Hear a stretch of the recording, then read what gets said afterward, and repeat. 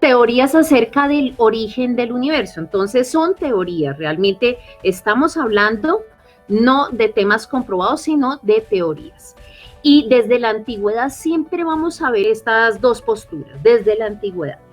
O están las posturas creyentes, ¿cierto?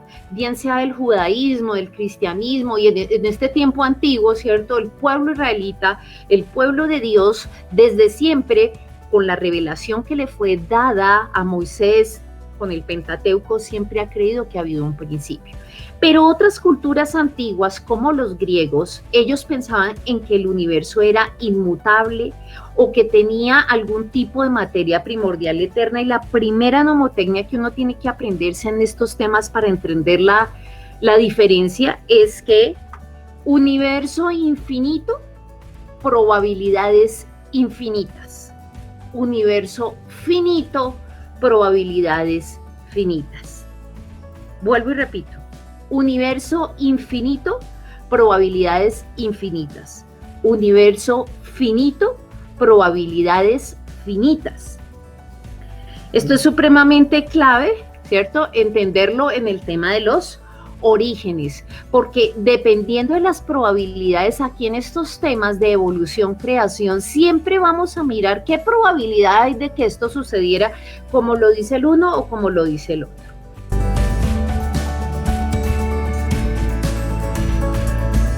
Para los griegos, pensar en un comienzo era lo más irracional. De hecho, hay algunos de sus filósofos hablan, como Heráclito, de que todo esto es un continuo devenir, ¿cierto? A mí me gusta usar una figura para explicar este tema cuando hablamos de que Aristóteles y algunos de los griegos hablaban de que el cosmos es un sistema cerrado, estático y eterno. ¿Qué significa que nos hablen que es un sistema cerrado, estático y eterno? Para los griegos, una de las figuras más espectaculares geométricas era el círculo. Para ellos el círculo era lo máximo porque tiene todos sus puntos equidistantes y siempre vuelves al mismo punto. Y es como si yo subiera a unos niños a una rueda. Dan la vuelta felices, ¡guau! ¡Guau! Y volvemos a dar el mismo punto, ¿cierto? El punto de inicio puede ser el de un nuevo comienzo. Y así, de esta forma, en un círculo giraba todo alrededor, sin expandirse. Usted ya está pensando, pero nosotros creemos que hay una expansión. Para el mundo inicial de los griegos, ellos no pensaban en una expansión, sino que un sistema simplemente así, cerrado, ¿cierto? Eterno, y donde todas las fuerzas y todo se podía dar porque en ese círculo todo es posible, ¿sí? Entonces ellos no están hablando de una creación y ese concepto se sigue manteniendo durante siglos.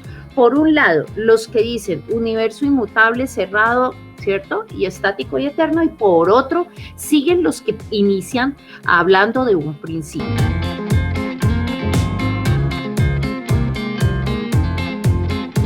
¿Qué pasa en la Edad Media? En la Edad Media se sigue con la misma postura, o sea, tenemos una, entre comillas, diferente teoría, pero en realidad es la misma, solo que se le cambió el nombre. Ya no lo vamos a llamar el universo inmutable, sino que en la historia se le encuentra como la teoría del modelo estacionario. O sea, como estacionario, no de estaciones, sino que está ahí estacionado. O sea, es el mismo concepto que se tenía en su momento, ¿sí? Y si sabemos que es realmente en la Edad Media donde se dan una cantidad de descubrimientos que van a cambiar esa postura. No la teísta, porque la teísta siempre ha sido la misma, siempre ha hablado de un Bereshit bara. Del hebreo se dice, o la palabra es Bereshit bara, Dios en el principio. Y uno de los pensadores sabios judíos antiguos, que es Nachmanides, dice en el principio incluso del tiempo. No es solo la materia, es que yo no tengo materia, espacio, tiempo, todo está conectado. Y esto inició, aún el tiempo tiene un inicio. Entonces muchos les decían, no, qué barbaridad, ¿cómo así que el tiempo tiene un inicio? No, pero, ¿cierto? Vamos a ver cuáles de esos avances científicos novedosos después van a darle la razón a estos primeros pensadores.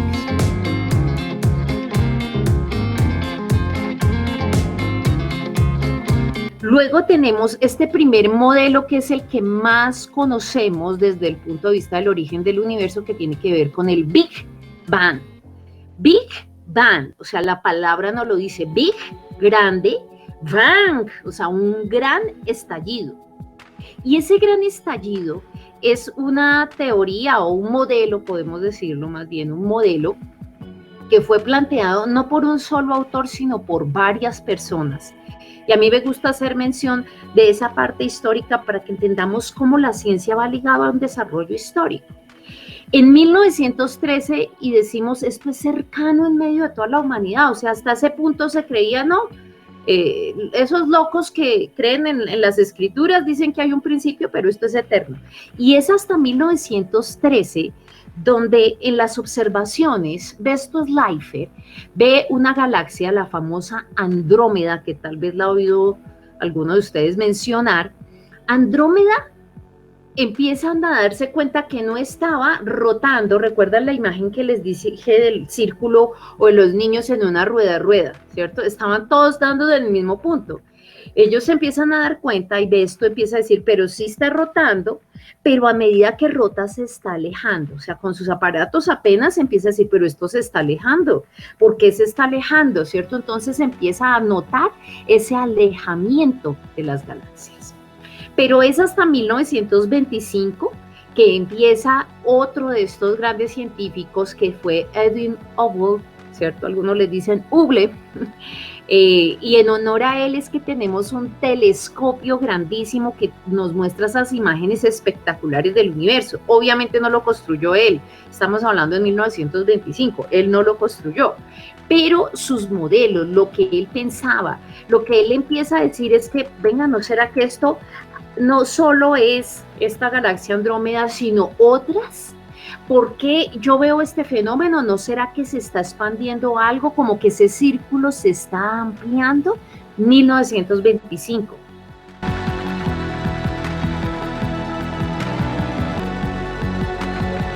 En 1946, y me encanta hablar de George Gamow, porque todo el mundo le da el crédito al que se lleva el Nobel, que son otros dos personajes que vienen con posterioridad, pero en realidad el modelo teórico del Big Bang lo plantea en 1946, podemos decir que eso es muy reciente en la humanidad, muy reciente, ¿sí? Lo plantea George Gamow, y él dice, venga, en primer lugar, es como si cayera una gota de agua. Cuando yo veo uno de un lago caer una gota de agua, el efecto es una onda expansiva. Y si yo estoy viendo ese efecto como si fuera un gran lago, ¿cierto? Un agua que se está expandiendo, ¿no será que en algún momento, si me devuelvo, encuentro un punto donde fue que inició ese impulso que le hace expandirse? Primera cosa que empieza a plantear Gamow. Y si esto sucede, para que haga todo lo que hay en el universo, pues requeriría de una fuerza electromagnética, una cantidad de energía impresionante. Esto debió ser una gran bola de fuego primigenia que estalló. Entonces dice, ¡pah! Big Bang. Él es el primero que plantea ese modelo teórico. ¿Saben de dónde viene el elemento? Pero es después, hasta 1964, muy reciente en la humanidad, que Wilson y Penzias, estos dos personajes, van realmente a comprobar de ese modelo teórico que estaba planteando George Gamow. Y entonces ellos se ganan el Nobel porque demostraron algo que se llama la radiación cósmica isotropa 3.5 grados Kelvin. Esta es una de las cosas que todo el mundo oye y dice, ay, ¿qué es esto? ¿Qué es lo que estamos viendo? ¿O qué implica? Le voy a poner un ejemplo. Siempre que hay una emanación de calor, estallidos o algo, siempre quedan en el ambiente temas de radiación de ese calor.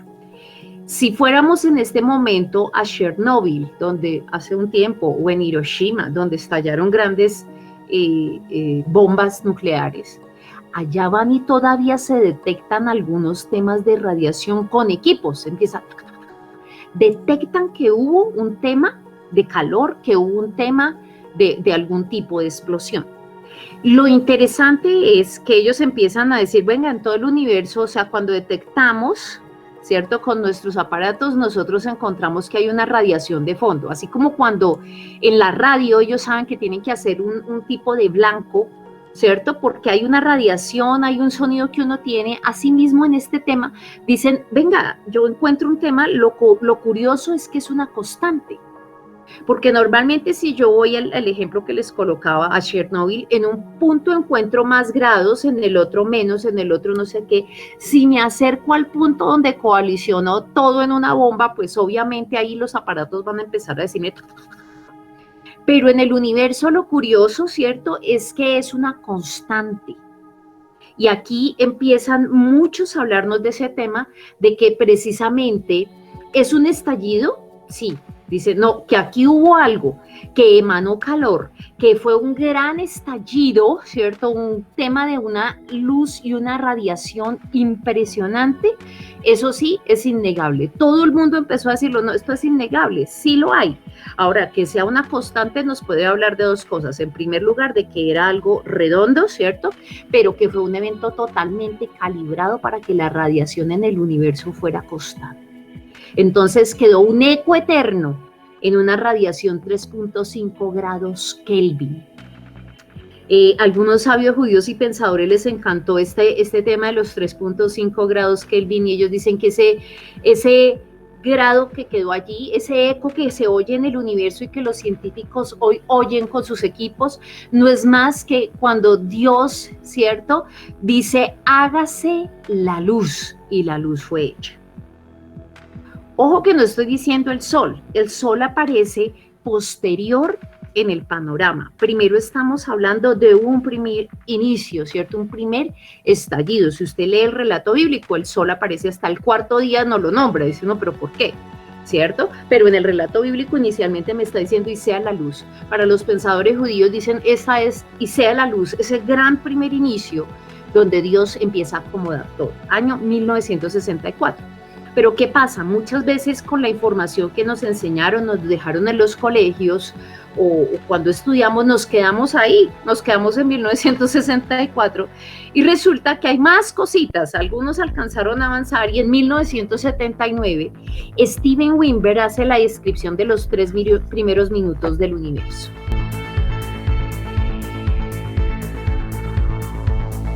Los 3 primeros minutos del universo. Esa es una descripción interesante, más sin embargo, aquí sí hay que actuar con un poco de racionalismo, un poco de, digamos, reserva al hablar de estos temas, porque es muy arriesgado atreverse a decir uno cómo fueron los 3 minutos cuando uno no estuvo allí y cuando no conoce las condiciones.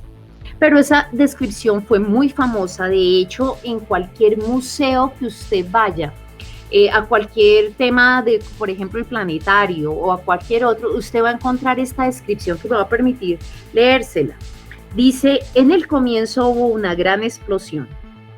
No una explosión como las que conocemos en la Tierra, que parten de un centro definido y se expanden hasta abarcar una parte más o menos grande del aire circundante, sino una explosión que se produjo simultáneamente en todas partes, llenando todo el espacio desde el comienzo y en la que toda partícula de materia se alejó rápidamente de toda otra partícula. Al cabo de un centésimo de segundo aproximadamente, la temperatura del universo fue de unos 100.000 millones de grados centígrados. Finalmente, el universo estaba lleno de luz. A medida que la explosión continuó, la temperatura disminuyó hasta llegar a los 30 millones de grados centígrados y después de un décimo de segundo continuó cayendo para llegar a los 1.000 millones de grados al final de los 3 primeros minutos. La materia se volvió cada vez más fría y menos densa. Mucho más tarde, después de algunos cientos de miles de años, se hizo suficientemente fría como para que los electrones se unieran a los núcleos para formar átomos de hidrógeno y helio. El gas resultante bajo la influencia de la gravitación comenzaría a formar agrupamientos que finalmente se condensarían para formar las galaxias y las estrellas del universo actual. Pero los ingredientes con los que empezarían su vida las estrellas serían exactamente los preparados en los 3 primeros minutos. Entonces aquí nos dan una explicación, pero no nos dicen ¿Cómo surge en ese átomo de hidrógeno o eso que estalló, de dónde salió? Entonces muchos se quedan solamente con ese pedacito y dicen, ah, no, ya está listo, listo, aquí fue el estallido. Entonces, estallido por 2 puntos. En primer lugar, rompe totalmente el paradigma de que era un universo eterno. Entonces, todo tiene que replantearse porque junto con Gamow, junto con Steven Weinberg y con algunos adelantos de la física que veremos más adelante, pues nos empiezan a decir definitivamente esto apunta a que este universo como lo conocemos tuvo un inicio. Pero resulta, y poco es de los que nos enteramos, ¿cierto?, de que la teoría no se quedó ahí, ya lo sabemos todo. Resulta que la teoría tiene dificultades, y dificultades grandísimas.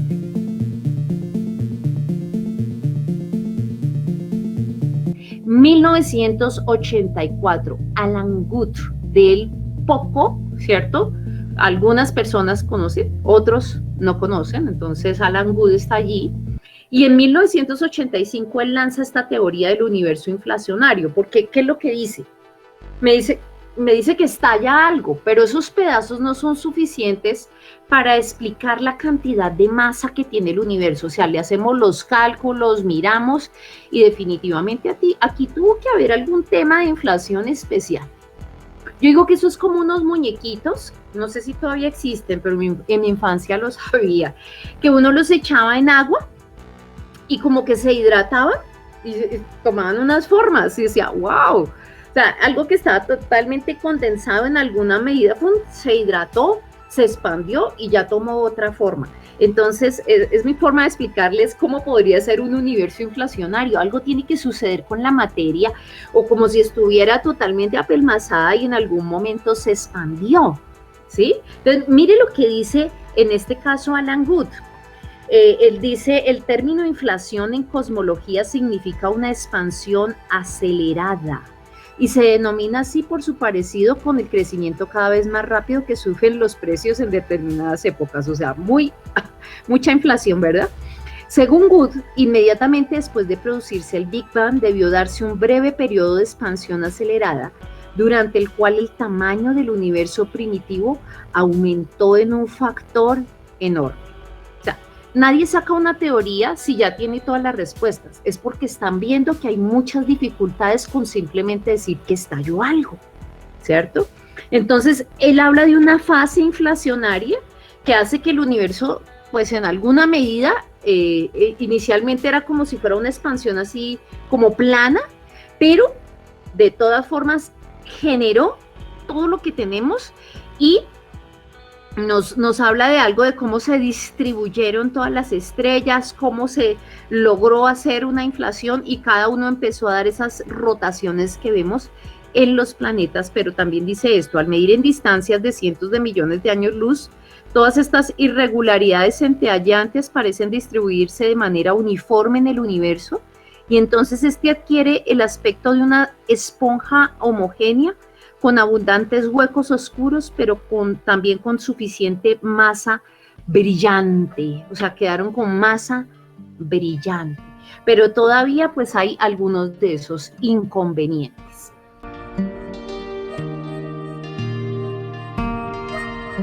Wilson y Penzias en 1965, aquí vemos lo que alcanzaron a detectar esta primera constante en el universo. En el 92, ahora sí con satélites, pudimos observar con el satélite COP, ¿cierto?, que efectivamente Wilson y Penzias tenían la razón y con todas las sondas espaciales como la del 89 con la Cosmic Background Explorer o en el 2003 con WMAP, se confirmó que realmente Wilson y Penzias tenían la razón. O sea, nadie duda en este momento que este universo como lo conocemos tuvo un origen caliente. Nadie, o sea, nadie se atreve a decir, no, es que esto no, realmente fue un estallido.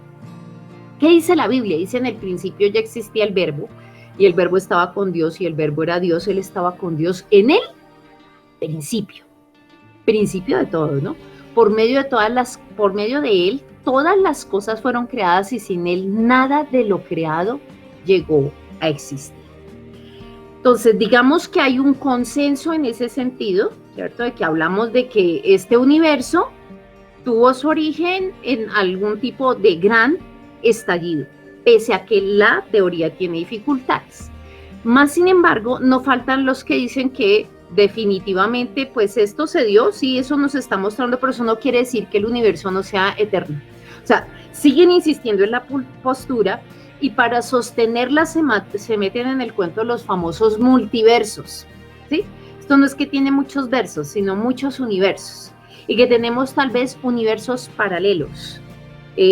Yo digo que eso es como cuando los niños iban al parque y uno cogía esos aparaticos que le permiten a uno coger jabón y con un churrusquito uno mandaba aire y salían bombitas, bombitas. Entonces aquí lo que nos están planteando es que así, un universo, otro universo, y hay universos paralelos en que en los otros universos paralelos tenemos otras vidas, otros papeles que jugamos, lo que no desarrollamos aquí lo podemos desarrollar de pronto en otro universo paralelo. Mire que ahí nos estamos saliendo de verdad del campo de la ciencia, pero no faltan los que por tratar de sostener la teoría se meten en esto, pero no hay evidencia de los famosos multiversos o universos paralelos.